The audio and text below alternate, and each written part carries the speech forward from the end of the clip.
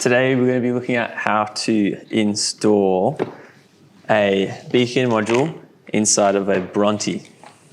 This one here is an older style one that doesn't have the plug.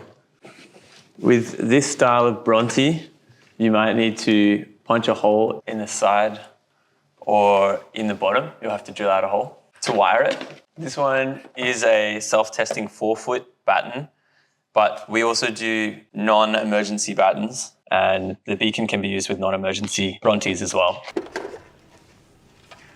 All right, so we got our ingredients, which are a Bronte and a beacon and some screws like this. Find the driver and plug in the wire. The beacon sensor will go here, and you can see it lines up perfectly with these two holes that will secure the occupancy sensor. So this cord goes through here, and then it gets plugged in on the LED side.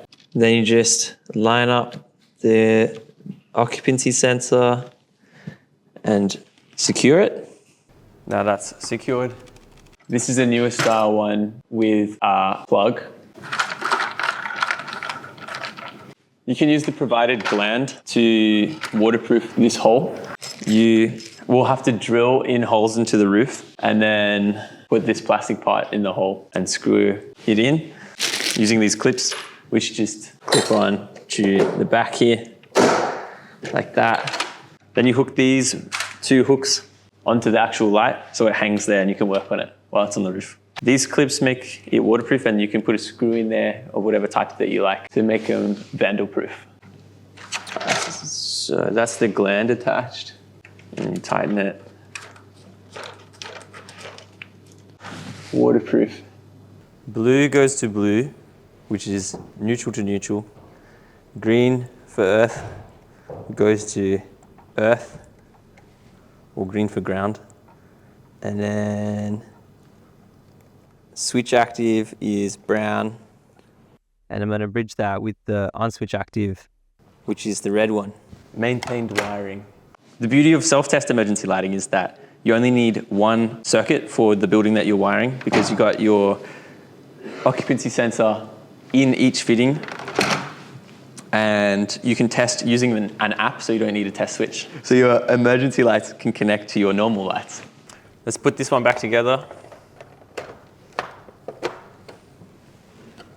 Pop this on.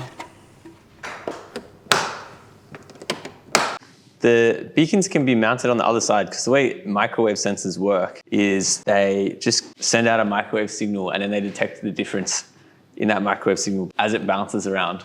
So it doesn't matter if it's on the other way or not. It just bounces off the roof and then comes back. If you want, you can do it the other way around. If you're going to use these as emergency lights, chuck on one of these bad boys on the switchboard. Now, what we can do is we can put this on a channel. We'll put this on channel 5.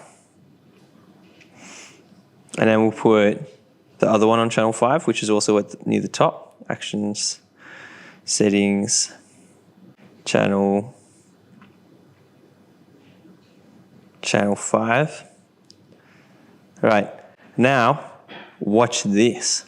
Oh, they both go together. So when one sensor gets turned on, the other one will turn on. Boom, same time. Look, they're right next to each other, so you can't really tell. Let me just move this one. The only way they should get detected is from my head over here. Ready? There you go. You can see they both turned on, even though I only moved my hand on this side. Now they're both connected, and you can connect as many as you want.